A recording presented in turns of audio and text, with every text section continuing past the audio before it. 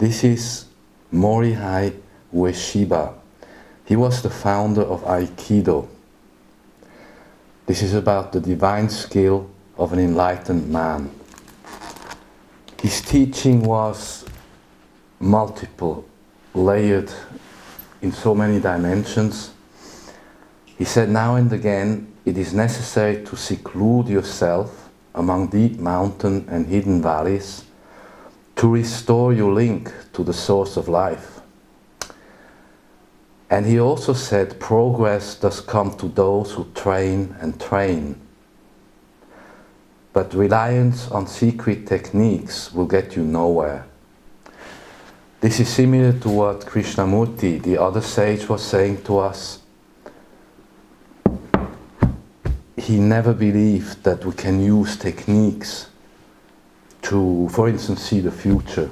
Krishnamurti didn't know the future, but he didn't talk about it in the sense that he said, I better not tell you.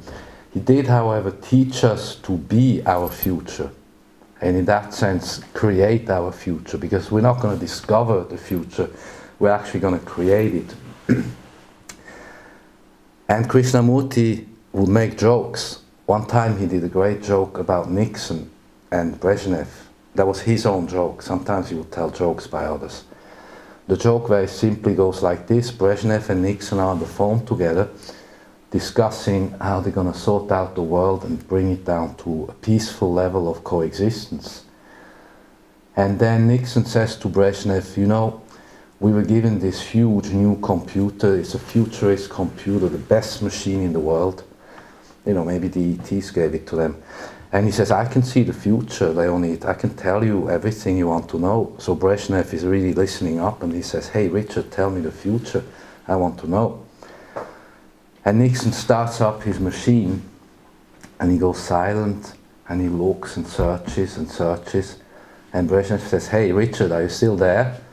And he says, yeah, Leonid, I'm here, I'm reading, but I don't understand.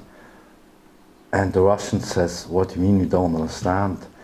And Nixon says, you know what, this is all written in Chinese.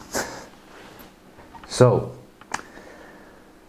you are the future, and if we are in a unified mind, we are one mind in humanity, and we can be our future. So Krishnamurti always said, the first step is the last step. You have to really remember this always. The first step is the last step. And he and the Nordics taught us that it is not really what we do that matters, but how we do it. A lot of people have great ideas. They want to be independent, they want to split a nation from a bloc, or a region from a nation. There's some valid ideas, but they don't know how to do it. So remember, it is not what we do that matters, but how we do it. So we are creating our future now together. In this astrology, we're moving right now into the Saturn-Pluto alignment that I've talked for a very long time.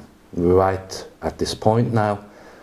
And when we look at all of the situations in the world, in the United States, in the UK, Scotland, Spain, Catalonia, France, China, wherever, we kind of see a theme coming up, which is the karmic return of the traitors. It's now the time where activities from years ago and decades ago are coming into a loop, which is really Saturn and Pluto together in Capricorn, and then in a year joined by Jupiter, no less, where we have this triple meeting, 3 synodic cycles ending and starting, which is really a reset of the world taking place. And then when we look around in the world, we see now the issues coming to a head. In the United States, without mentioning names, we see that those who tried some secret activities to really stage a coup d'etat are going to be held to account, like I had said a year ago in this spot. And the same is going on in Europe and in China. We see now the return of karma taking place, where people are held to account. And this goes, of course, also for our lives, because the astrology self-evidently applies to all of us, every one of the 8 billion people living on this planet. We were talking about climate change. There are those who don't understand climate change. So in short, climate change has always been going on. I mean, since before we are on this planet.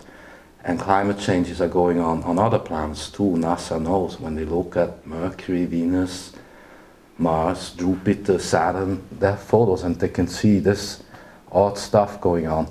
So we cannot control climate change. We can control pollution, however. And even when we have pollution under control, and there's not one more single piece of pollution, that will have nothing to do with climate change that's happening no matter what. We do have to get control over our own pollution. That's something we're capable of doing. And I know that there are scientists and very advanced engineers and brilliant people working on new technologies that will be able to deal with pollution and will be able at least to mitigate the effects of climate change on us. But no one can stop climate change.